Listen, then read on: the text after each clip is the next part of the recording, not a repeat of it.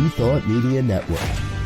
We are a global broadcast network of positive music, media, and entertainment, inspiring humanity's evolution along the journey of enlightenment and creating a world of love, peace, empowerment, and prosperity for all. New Thought Media Network. Positively inspiring.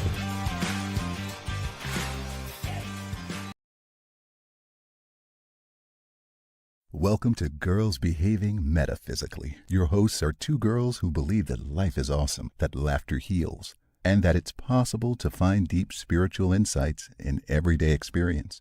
Here come the girls. It's more than practical. Here come the girls. Way more than merely factual. If you want to know the secrets of a life, it's free. Listen to Girls Behaving Metaphysically.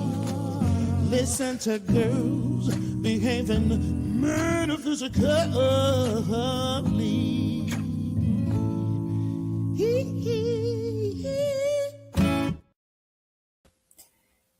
Hello, hello, hello. Here we are, two girls behaving metaphysically.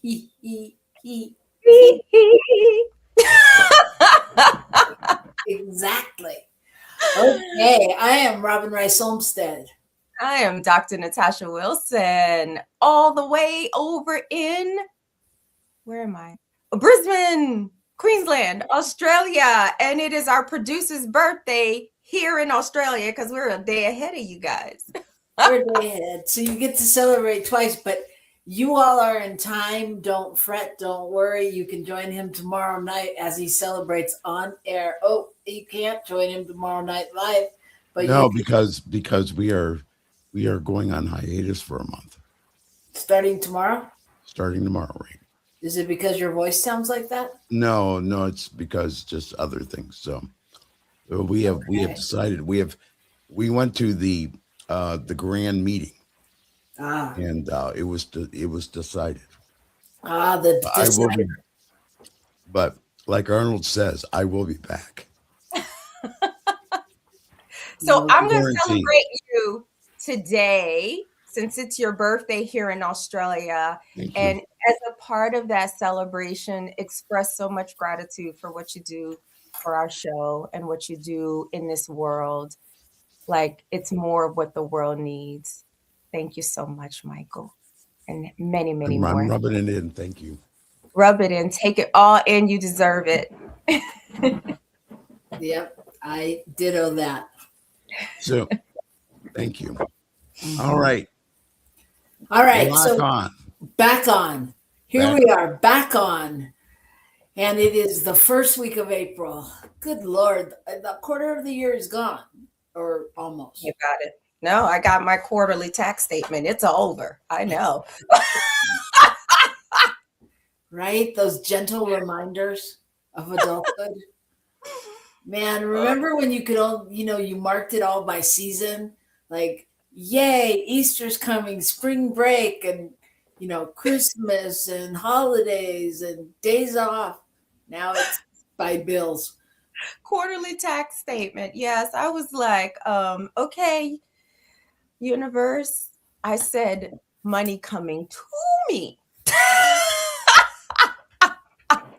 There you go. How are you, Robyn? I am good. I'm good. I don't know what's the option, right? I just choose to be good. Choose to be good. You said the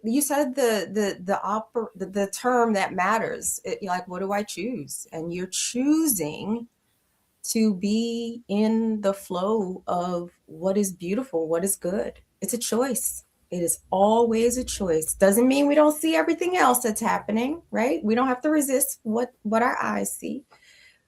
That's why, last week when we talked about or the week before, I don't remember what week it was, but I was talking about how important my internal world has become, right? As I'm moving into the fall season, notice the colors, the fall season here in Australia, I'm feeling very internal. And so that world chooses to remember that I'm not that my ego is not in control, but that something bigger is happening and I name it good. And so that is what I hear you saying. And we need more of that. And it's why I'm grateful that you are a part of my spiritual community. Yay. Me too. So yeah, I mean, I think it really, but playing into that, it really has been, that kind of a week. It's like, what am I choosing? What, because I've had ups and downs and deaths and births and, all kinds of things. And it's like, okay, it just is what it is. And how can I be in it and not of it, and really take the good stuff, because look, whew, there's a lot of good that's happening. I just have to say that I know what the apparent surface looks like. And maybe because today is both Michael's birthday and it's also Good Friday. So Michael, your birthday is on Good Friday. So for me, the day is good. Life is good. Life wants us. It wants what we want. And so it is. So it is. All right. Well, there's nothing else to do then but go to the card pull to see where it's guiding us, because today we're going to be talking about, I think, a lot about what we said, the change and all of that. Our theme today is holy shift. What's calling us? And talking about what's going on. So who's pulling a card? I got decks here if you want. Yeah, because I only have the Sufi Tarot. So because I've noticed, like, for me, I just like to work with one deck for a long time. And that's I will tell you, I'm shuffling. Yeah. You can tell me to stop anytime. But I will tell you, on my way here, I was I had to walk by a metaphysical store to get to my car. And there's not a lot that I've seen here in New Mexico. And I went in and they had a whole wall of cards. And I was already going to be late. So I was like, I can't do this. I got to come back. But there were like oracle cards and this card and that card. I mean, I'm talking a whole wall with like probably 6 shelves down. Yeah. Yeah. Okay. Tell me when to stop. All right. Go ahead and stop. All right. Yikes. I pulled. Oh, God. Why? Surrendering to the journey. Don't we do that all the freaking time? No, we don't. No, okay, no, I don't. Right? No. Okay. Release control, it says. Yeah, that's not controlling. All right. Surrendering to the journey. What did you say? But I wish I could say that. That is not the truth for me. Sometimes I am like swimming all the way upstream until I'm completely worn out. And then then I hear that voice that's like, Natasha, everything you want is downstream. Trust. You only control your choices. I don't think these glasses really work. I think they're my fake glasses. Let's see. Oh, you have fake glasses. Yeah, I have fake glasses because when I didn't need glasses, I thought like it was really cool to have glasses. So these are my fake glasses. But I don't know where the real ones are. I wish I needed fake glasses. Oh, I have always needed real glasses since I was like 4 years old. Really? Yeah, and I've never been like a candidate for like the LASIKs because my astigmatism is just that intense. And what I've come to notice, or what I've come to accept about that spiritually, is that I was born into the world knowing that what I see on the apparent level is not always what's happening on the divine level. That's how I interpret that astigmatism. That's good. Gil had LASIKs. He loved it. I don't qualify for it, so. I'm going to tell you, it was very freaky because I'm there and I'm out waiting for him, and this guy comes in. He's like, "Do you want to watch?" I'm like, I don't know. And so he takes me to this window where like you can see them doing the surgery, and then he proceeds to narrate what's happening. So he's like, "Okay, they're cutting his eyeball right now. They're slicing it." I'm like, "Oh no, I don't want to watch anymore. Thank you so much, though." I'm like, "Oh, okay, TMI, thanks." But yeah, I mean, it's literally lasted for like 20 years. He would like to do it again. I don't know if he's a candidate or not. No. So, all right, surrendering to the journey. Okay, this is going to be interesting, but here we go. Okay. Oh, wait, I found more glasses. Maybe these are real. Okay, here we go. I know, but it's okay. It's all good in our world. That's part of being metaphysical girl. Okay, surrendering to the journey. Card meaning it's time to let go. All is well. The creative is at your side. You don't have to do it alone. Your life is guided. This is not the time to try to control the details of your life. Let it flow. There are times to hold on, but this is the time to completely surrender. Surrender to the greater forces of the universe. Let go of wanting to control your future. Simply turn your challenges over to your spiritual source. The creator will escort you on your journey.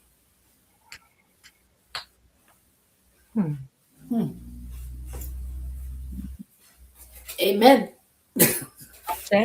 Ashe, amen, aho, hotep, as we say in feminist spirituality circles. I will tell you that it was stuck to the begin now card. Begin now, take your first step. So I do feel like they kind of go hand in hand. I agree.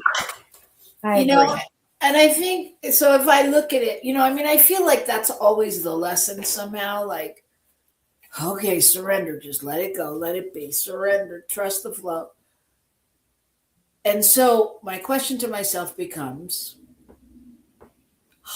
where am I not doing that? And it probably, if I was being fully honest, I'm not going to be fully honest, but I'll be partially honest.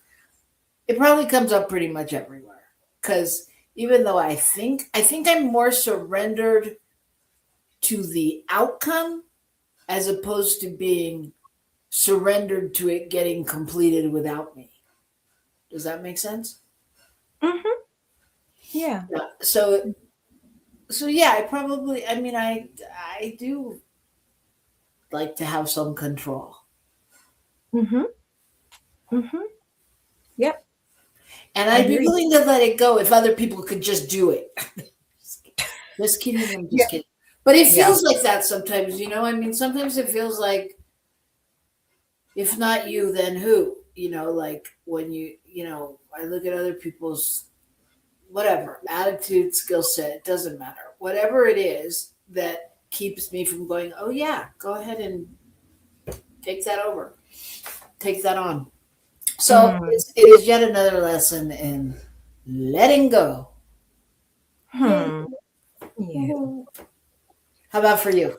Yeah, like I said at the beginning of the carpool, I completely no, I try to control things all the time. But it doesn't always look like control on the surface. But on a deeper psychological level, it is. And I know where it comes from. Like it comes from, I think any child or any human that had a life that might have been marked by things that look like trauma or were trauma, we learn early on, to try to control our environments so that we can be safe. And so I don't look at it as something that's pathological, but I do understand from both the spiritual perspective and just mental health perspective that it can become maladaptive, and life continues to show us that, there's a saying in Islam that I just love. And because I'm still studying the Sufi stuff right now, I think I told you I'm working with the 99 beautiful names of Allah. But there's a saying that we plan, meaning humans, and Allah plans, and surely Allah is the best planner. And so I've taken that to mean, yeah, go ahead, do your plan, do all the things you feel that you need to do for a thing that you want. And then step back and just take each step as it comes, as life shows you what the next step is. And, it's a practice. It is an ongoing spiritual practice, because Absolutely. we're not socialized to be that way. And then when you layer upon that stuff like trauma, and then you layer upon that a sort of broader conventional culture that is addicted to doing more. Like, I was watching something on the news not so long ago, and it was like these people from the current political regime, someone in like that cabinet was like, this man never sleeps. I was like, if anybody needs to sleep, that man needs to sleep. I'm just like, right. So this like notion that like being busy and just constantly doing, like that's like glorified. So, which is another form of like control. So, no, it's a lesson I come back to all the time. And the most surrendered that I feel is when I do finally go to sleep sometimes. And when I first wake up in the morning. So yeah, I don't always let it go. I usually let it go because I'm tired, because I've been like, it's like planting the seed and then like digging it up to see if it's growing. I got to surrender to the process of life. So it's a practice. It is a practice and a choice. Yeah, and a good reminder really to go back to those spaces and places of that release and that calm and that knowingness, where we're really like that first morning breath, or, when you're just waking up, or when you're just going to sleep, when you're just letting go, and bringing that into your awareness in your body. For sure. So that's great. Yeah. So that's what we got. Let us know if there's something that came up for you in the chat. And when we come back, we are going to be kicking off this season of becoming. That's our theme for the month of April.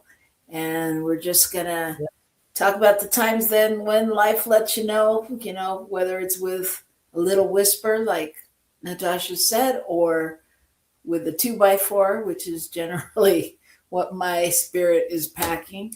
We're going to let you know, we're going to talk about what it's calling you towards and what it means, and just diving into those places of intuition and invitations and sacred disruptions. So you don't want to miss that. So come back right here to New Thought Media Network after these words from our sponsors. We'll see you back here.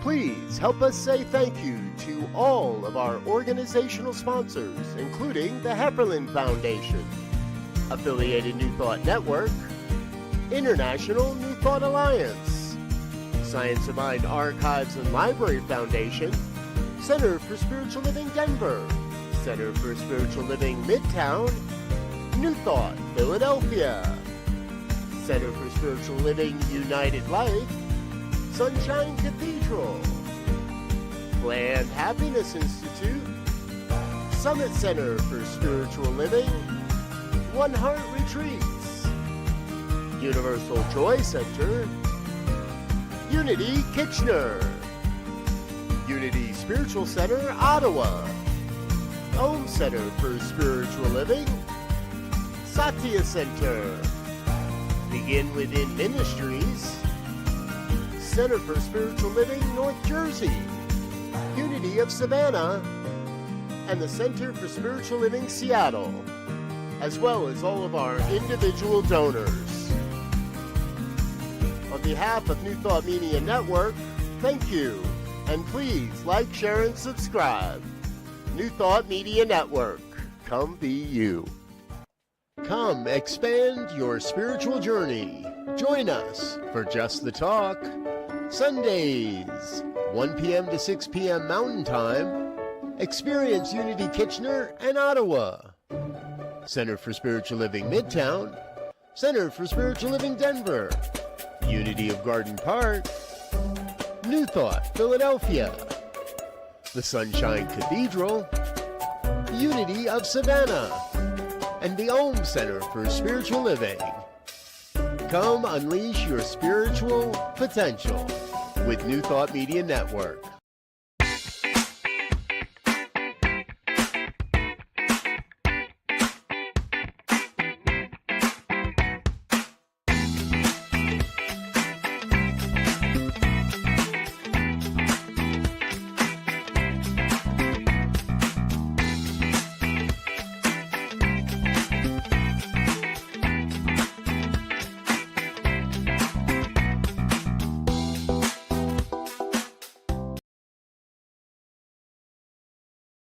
Welcome to Girls Behaving Metaphysically. Your hosts are two girls who believe that life is awesome, that laughter heals, and that it's possible to find deep spiritual insights in everyday experience. Here come the girls. It's more than practical. Here come the girls. Way more than merely factual. If you want to know the secrets of a life that's free, listen to Girls Behaving Metaphysically.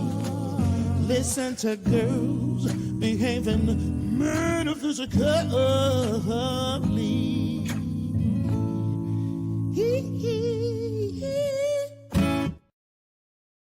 And we are back. I am in Albuquerque, New Mexico, holding down the fort here, and Dr. Natasha joins us from Brisbane, Australia. Yes, in Queensland, sunny Queensland, but it's starting to get fall, which means the weather is getting cooler, and I can wear so in the northern hemisphere, I'm a fall baby, right? I was born in the fall. In Australia, I'm a spring baby, but in my heart, I'm a fall baby. So there it is. I got it. I can't really imagine switching seasons, but I mean, that's just, it's just different. Mm-hmm. But anyway, it's what's in a season anyway. Okay, whole nother show. So today we are talking about what is really calling you forward. What are those signs and those things that come up during this season, and it's happening. Even though we would explain it differently in terms of equinox and solstices and stars and all of those things, I mean, it's really still that invitation to play in a different way. And it's really, I mean, it's still about, there's a change happening, right?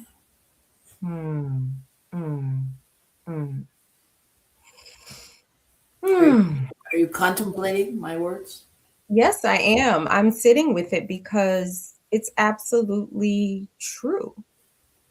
Like, it's just absolutely true. I love like the question of like, what is calling me? What am I becoming? And I feel like it doesn't really matter, like northern hemisphere, southern hemisphere. Like if we even play with this time, right? This is the for Christians, it's the Easter season. And right, I think it's really like what is what are we feeling called towards? Or for me, right, what I'm experiencing is what I am remembering that I am called towards. Um, and I'm having like this sort of having this very interesting experience in a really practical, sort of not like mystical way, but given that, my daughters are one soon to be 11 very soon. The other will be 9 at the end of the year. The reality is, like, for the next 10 years of my life, um, my work needs to look different so that I can be with them through to adulthood and be more present. And so I've been thinking about what does that mean for me for work? Because what I have been doing is sort of like pushing to just be able to keep doing this work that I love. I love what I get to do for work. I swear it's like I love it. And I just need to keep it a little bit. I just need a little bit of that juice of being a therapist. It just opens my heart just bursts. I love it. And I had these ideas of what that path would look like and what it would lead to. And never in that was one, living in Australia, and two, raising children, let alone two children in Australia, let alone becoming a citizen of Australia. None of that was in the cards, right? That's where I release and just go with the flow of life. And what's come with that is like, you know what? Since I can't work the way that I want for the next 10 years, and the Australian government, from my perspective, is just very generous in terms of supporting us as citizens. I know a lot of Australians feel differently, but when you come from a place like the US, to have health care that you don't have to pay $1 million for, it's a miracle. Okay. So anyways, I'm saying all that to say is I have 10 years. So I'm like, what is it that I can pursue, that I can do, that is something that's been a part of my calling forever? And those are like two things. It's like my spiritual study in an intentional way, or medical school. And so I've been putting those two things together and really like talking to like career people, career advisor type people. And what emerged from those conversations is that I really do have this call towards palliative care. And because to me, like, dying is such a beautiful part of the rites. It's a rite of passage for the human soul. And I just feel really called to that. And I have a super analytical mind. And so I took my, there's a practice exam that you have to take before you sit for, like, it's like the GMAT, but it's for med school. I took it and I like aced it, Robyn. And I was like, and not only I aced it, I had fun doing it. Right. And so it's like, I'm really sitting at this, like, okay, there's not like a med school and a divinity school together that I could go to. So it's like, I'm just at this point, like, what am I becoming? What is life calling of me? And the fact is, if I chose the med path, which would take me into probably psychiatry and palliative care, which is what where my passions are, or I went down the road of like divinity, ministry, that sort of thing, maybe chaplaincy. I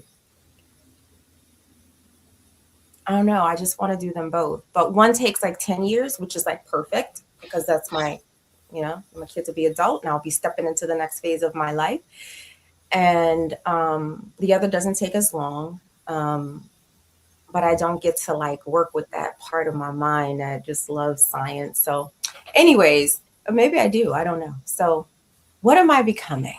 That's what I'm sitting with. Well, and I think, but not only that, I think that what you're sitting, not only that, you're sitting in a stage of, I mean, in literally a 10-year stage of what am I becoming?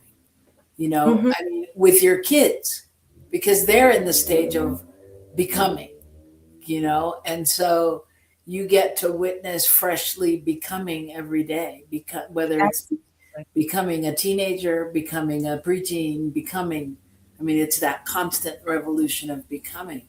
So I think, I mean, it is, it feels like a never ending question, Mm.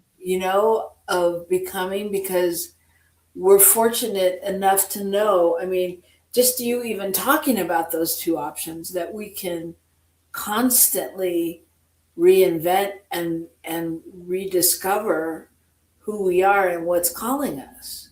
Yes. And I think Yes. that's part of what we mentioned, like, you've gotten the nudge, you've gotten the whisper about, okay, you got two things, med school or, religious studies, and you're asking the questions, okay, so how do I combine them, or which one do I want to do more, or what'll feel better when I'm 10 years older, or all of those things, and I think that that's what the stage of becoming is. And I don't know. I'm just hesitant to say that when we say stage, it sounds like it ends. And I don't think it ends. I mean, I think that's the beauty of what we know now. Like, we don't have to have that job for 30 years and get a gold watch and do it a certain way. Mm. Yeah, that We- actually, like that even the thought of that caused me so much anxiety. I never ever think I ever wanted that. You know what I mean? This notion of like just doing one thing for, remember, I'm the kid that my parents got the call, your daughter's in the French Quarter chanting with the Hare Krishnas, right? I'm also that kid that wandered into the Nation of Islam mosque and like converted to Islam, right? Like the thought of like anything, right? For that, like life is so precious. And I feel like we have so many areas that life wants to, like, just the way life wants to express through us. I think one of the things that gets in the way is this conventional culture that has that notion, like, you do this thing for 30 years and then you get a watch. Like, I just, that just feels so constrictive to me. And when I think about the surrendering to the journey, it doesn't look like that. 30 things for 1 year and then 30 years or whatever, and you in a watch. I think I would like crush the rock at like yeah, in some. okay, but you look at it from a different perspective. Think about those people, those teachers that have been there for 30 years and have influenced lives and are so into and high on what they've done and the lives that they've changed, and That that is, they've been doing it for that long. It's like, it's not that it's a bad thing, no, it is beautiful for those yeah, for whom that works. That is beautiful. yeah, and it's not that it can't be a both and. I mean, it's not. It is So both it's like, and. so that leads me to the question, really, like, so, like, how do we know? Two questions. How do we know when life is really trying to get our attention? Like, and what's the difference between, like, I don't know how you figure it out. Like, is it intuition, or is it a discomfort in your body that you're not doing the right thing or living into the right thing? How do we figure that out? Yeah. I okay. Okay. So I just wanted to go back to the surrender, right? Surrender to becoming, right? Surrender. I think about Michelle Obama's book, Becoming. And there's this beautiful song that I used at my last retreat that was the theme song for the whole retreat. And it's based on poetry inspired by that book, right? Becoming. Because, like you said, it doesn't stop. We are always becoming. That, I think the thing that sometimes requires surrender, and I'm watching this in myself, right? In a couple months, I'm going to be 50 years old, right? I am the that I was born right on that cusp of very end of Gen X, very beginning of millennial, right? I carry that energy that kind of like has both things. Like I feel like I'm like, sometimes I hear millennials call it like hyphenated. I'm hyphenated, right? Like I'm multiple things. And I think for me, sitting at the doorway of 50 years, 50, a half of a century of being a Homo sapien on planet Earth, that I needed to let go, surrender that there is this notion that it's too late to follow the call. I really do notice that that is crap, right? So how I know of like what's called, because it always has the same theme. It always pulls at the same area of my heart and my gut. And there is a through line in all of it, even from being an anthropology professor to being a clinical social worker, right? All there's a through line of wanting to understand and be a part of understanding the human condition for the purpose of being a beneficial presence on this planet and doing whatever my small part is to be a part of creating a world that works for everyone while also exploring like my interest and my happiness. Like I think I told you, right? Like this is what gives me joy in the evenings. Like doing that without like in I think that's the thing with age, Robyn. Maybe you can share this too, because you may have experienced this too. As we grow older, it's like we just lean into what calls us. Like if I'm called to do algebra, I'm gonna do it. I don't care. I don't care what people think about it, right? You know, if they call me and I happen to answer the phone at 7 o'clock because I'm in bed doing algebra and I'm so into solving for X and feeling the gratitude and it feels so satisfying. It gives my ego something to solve instead of like some human drama. But anyways, I think the surrender, this notion that it's too late to follow one's call and where we feel there's a through line and whatever our calling is. How it expresses might look different over the life cycle, but there will always be a through line. That's Yeah, what yeah, I think that's true. I think, but I think there's a common thought or belief or misbelief or whatever that, when you get that download of what your calling is, that it'll feel comfortable or that it'll be, you know, uh, convenient. I mm, I mean, because I think it's important. I mean, to note that it's not always that, because it's going to grow you on some level generally. absolutely. That's You why know? we're here, right?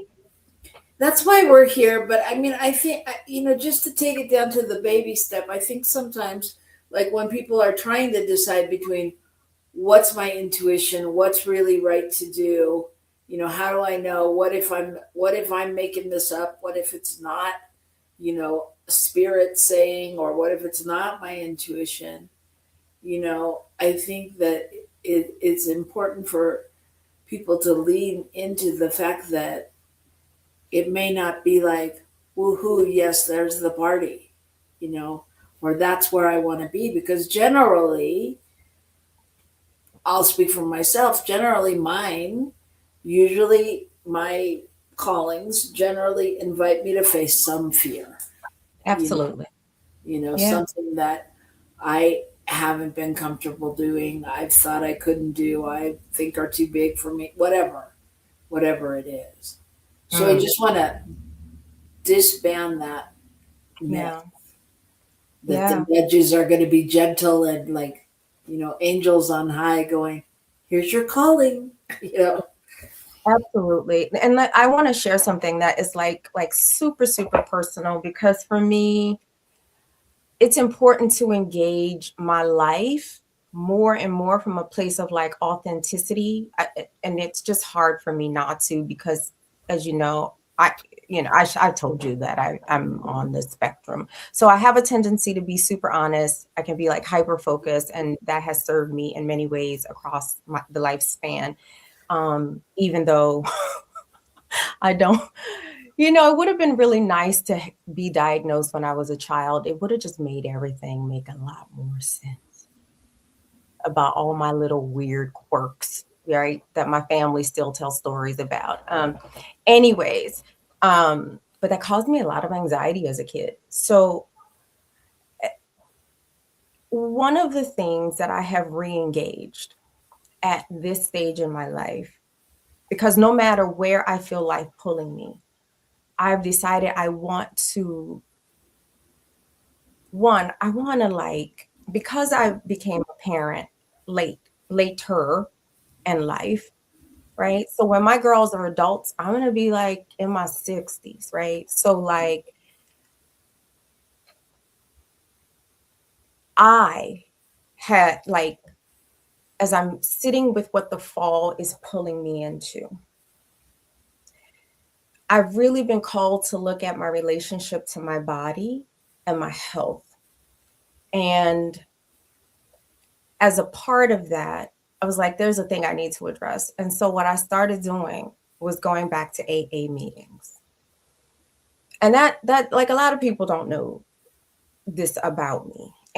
But I've been going, and I actually took my daughters with me to the last one, and it was such a beautiful experience because my oldest daughter, my children come to me. They're not, I didn't birth them. So they came to me from conditions that were created for a lot of reasons, but that had to do with parents and substance disorders. Not that I have a substance disorder, right? I don't fully like lean into everything about AA, but what I do lean into about AA is that it helps me to remember, one, I don't have to do everything alone. Two, there are people that can walk beside me. Three, that it reminds me to return, as they say, to the God of my understanding. And for like really for my daughters and myself, because like, look, I know I'm gonna die. We're all gonna look, I want to go into palliative care, right? I know we're gonna die. That's fine. I'm also not in a rush to get myself there, right? And so one of the things that I can do is stop drinking, because no matter how I kept trying to be like, oh, but wine has all these health like the World Health Organization says there is literally no health benefits, and any amount of alcohol is carcinogenic. And I just feel like at this point in my life, I need to do my part to try to live long enough to get my children into adulthood. So I was just like, okay, I'm just stopping alcohol, because that's one of the things that I've been like, having a glass of wine at the end of the day, whatever, right? Fine. I don't think that people have to necessarily define themselves as alcoholics to get the benefits of something like AA, because it's a very spiritual process. But anyway, so I've started doing that, and that's not easy. But I know that that is a part of stepping into what I'm feeling pulled to, whether it is to go to med school or whether it is to go to divinity school. I want to go to divinity school fully present in my life. And I don't want my daughter to be afraid because of what she came from and what she had to go through.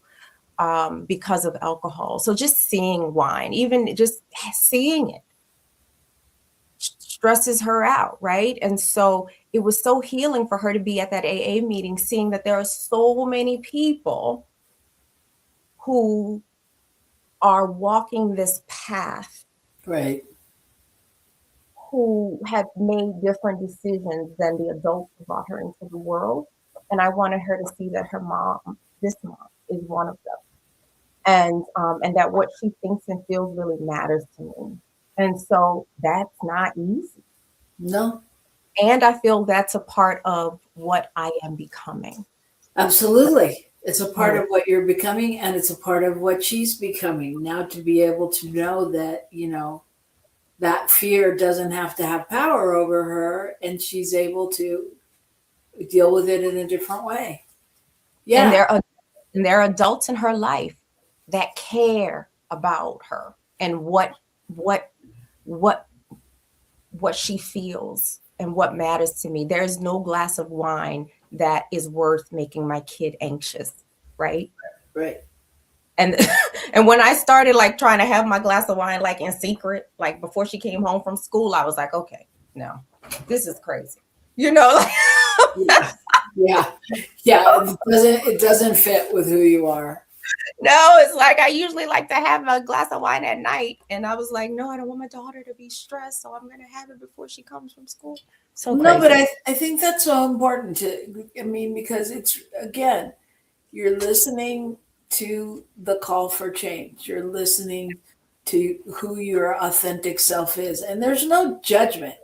Anybody out there can drink whatever anybody wants to. But if it feels like it's, disrupting your plan, then, if it feels like it's not for you, it's against you on some level, then it's not, it's not worth it. And there's no age and stage of this. I mean, this comes to us in all different ages and stages. And Michael said that he was 57 when he went back to study for ministerial training program. And I mean, I think that's the thing about this, about listening, about being present, and about, the more connected we are to source, the more we're going to want to do things and have things to do and be creative and be alive and awake and aware and open to what's possible. Absolutely. Absolutely. And I think there is this, it's, I don't know, I don't want to call it magic because here's the other thing that going back to AA has brought up for me. It's brought me, so when my two younger brothers were murdered, one of the things that I remember, like I still have the newspaper clipping, they crawled to each other and held each other as they were both dying. Yeah. And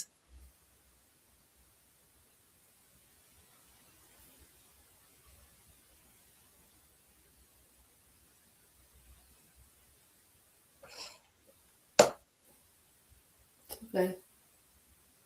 Take your time. She's not frozen. I'm not frozen. I'm not frozen. I'm just remembering and feeling the beauty of those two beautiful men that I got to call my brothers. Heroes in the human world. Like one literally was a soldier and a nurse in both the Iraq and the Afghanistan war, and was coming home and did all his like nurse training in the military and had come home and was getting ready to graduate, and my other brother, who was this beautiful, talented musician and dancer, and that was the thing we shared together, was dance.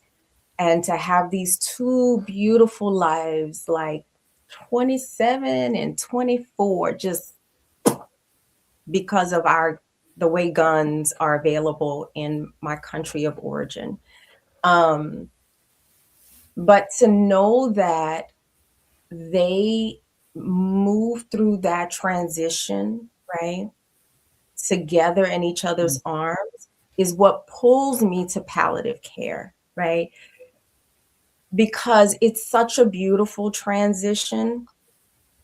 Like, and we're always going through transition. And I see death as like just another rites of passage, not just, but a beautiful one that I think we get so uncomfortable with in the West. And I always say, look, people are like, I'm born in this world alone, I'm gonna leave alone. That's a lie. Nobody was born in the world alone. Unless you was born in the test tube. And even if you were born in the test tube, there were people involved in that process, right? So you were born through a person's body, connected, attached, right? So you're not alone, even in the physical sense. And so for me, when people die, they deserve to be like held and to get, you know what I mean? So anyways, where am I going with all of this, Robyn? Stop me. All right, I'll stop you. Well, I think, not to belittle the situation at all, but I think the way that I connect that, what you're talking about to what we're talking about, is that literally also all of our becoming involves some form of death, some form of letting go, some form of becoming the next version of ourselves, and just housing whatever is trying to emerge. And I think as our time comes to a close, that those are really the guiding questions on some level, is that what in this time, whether you're whatever coast you're on, wherever you are in the world, what is seeking to emerge? What's the next version of you? The one that talks to you, the one that says, oh, I wish I could do that, or I could do that, or I should do that. Any of those things, just what are the ways that spirit communicates with you? What are you, as you go into the stage of becoming, we're always being asked, what is it that I need to release? What do I need to let go of so that I can move beyond this point? And really enter into that dream or that possibility that you've been holding, and so just being awake and aware and listening and trusting, and I'll tell you another thing that I think is really important in this journey, because I think a lot of us have a clear understanding of when we're hearing spirit, or when we know it's spirit, or when we know it's the next step. And then I think the question becomes, and this we can explore on another show, but I think the question becomes,